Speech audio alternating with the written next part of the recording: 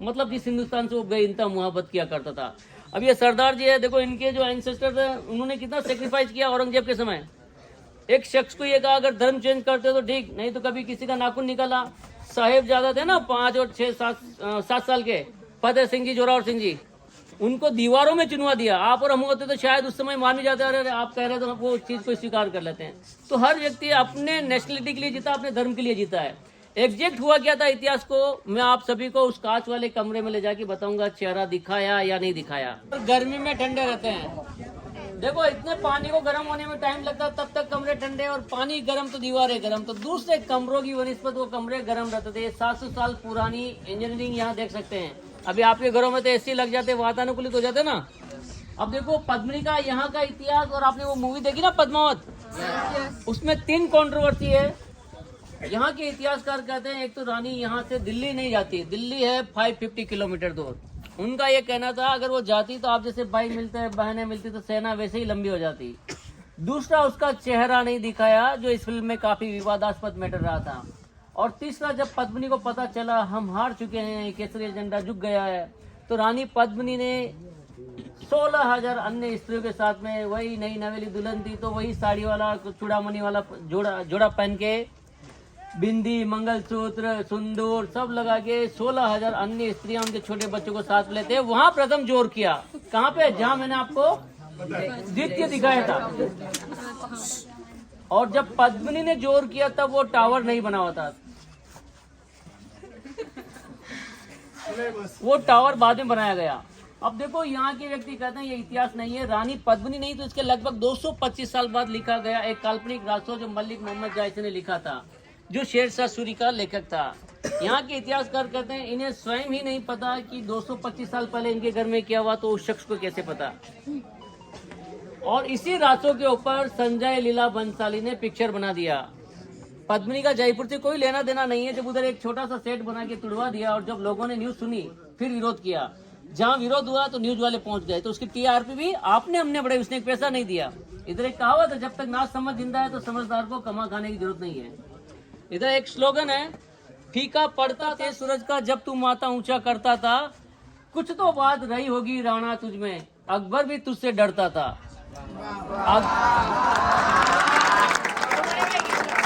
जिंदगी में face to face fight नहीं किया, महाराणा प्रताप से भेजा तो सेना अध्यक्ष को ही भेजा, क्योंकि वो कस्बे छोड़े थे, और महाराणा प्रताप तो ऑलरेडी 7.5 के थे।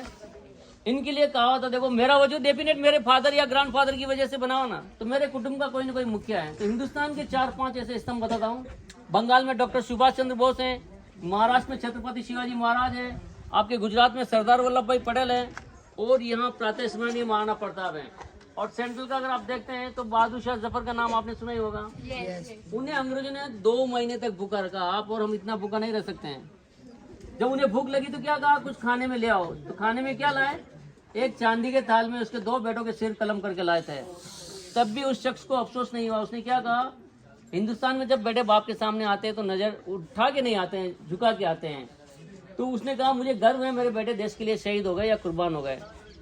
उसकी एक अंतिम इच्छा थी कि मेरी कभी डेथ हो जाए तो मेरी मजार हिंदुस्तान में बना देना। बनाया नहीं तो वो व्यक्ति शायर भी था। 2 लाइनें ऐसी लिख गया जिंदगी में जो सदियों तक याद करता है जमाना, कि कितना बदनसीब है जफर दफन के लिए, कि कितना बदनसीब है जफर दफन के लिए, 2 गज जमीन नसीब ना हुई कुछ यार के लिए। मतलब जिस हिंदुस्तान से वो बेइंतहा मोहब्बत किया करता था। अब ये सरदार जी है, देखो इनके जो एंसेस्टर थे उन्होंने कितना सेक्रीफाइस किया औरंगजेब के समय।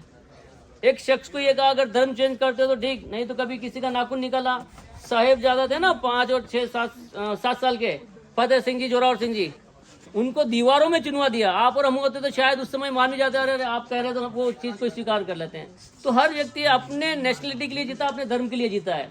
एग्जैक्ट हुआ क्या था इतिहास को मैं आप सभी को उस कांच वाले कमरे में ले जाके बताऊंगा, चेहरा दिखाया या नहीं दिखाया। और जहां आप खड़े हैं ना, एक गॉड गिफ्ट है कि इतना पानी आपको देखने के लिए मिल रहा है। सामने जो पहाड़ी देख रहे हैं वहां पानी बिल्कुल भी नहीं है, जबकि इसका एल्टीट्यूड दोनों को बराबर है, 550 फीट है दोनों का हाइट। जब आप इधर जाएंगे अरावली तो ऐसी ट्रायंगल नुमा पहाड़ियां जिसके टॉप पे पानी नहीं टिकता है। पेंदे में तो उदयपुर को झीलों की नगरी कहते हैं। इसको दिखाने के बाद देखो, एक मेवाड़ में मैंने बताया ना कहावत है, अगर मेवाड़ में कहते हैं गेहूं खत्म हो जाए तो मकई खा लेना, लेकिन मेवाड़ छोड़ के कहीं मत जाना। मैं भी राजस्थानी, आपके इधर भी होंगे बहुत सारे, है ना, उनके लिए बहुत है। तो वो जयपुर जोधपुर आगे जिससे मारवाड़ कहते हैं वहां से बिलोंग करने वाले, और उनके लिए कहावत है जहां ना जाए बैलगाड़ी वहां पहुंच जाए मारवाड़ी। राजस्थानी तो आप बहुत है। देखो देखो एक स्लोगन है, मैं दिखा दूं आपको। हाँ देखो देखो बता दो, देखो लगने लगे जिंदगी जंग तो महाराणा, लगने लगे जिंदगी जंग तो महाराणा प्रताप को पढ़ लेना। अगर अकेले आप हो और दुश्मन हजारों हो तो शिवाजी को गढ़ लेना।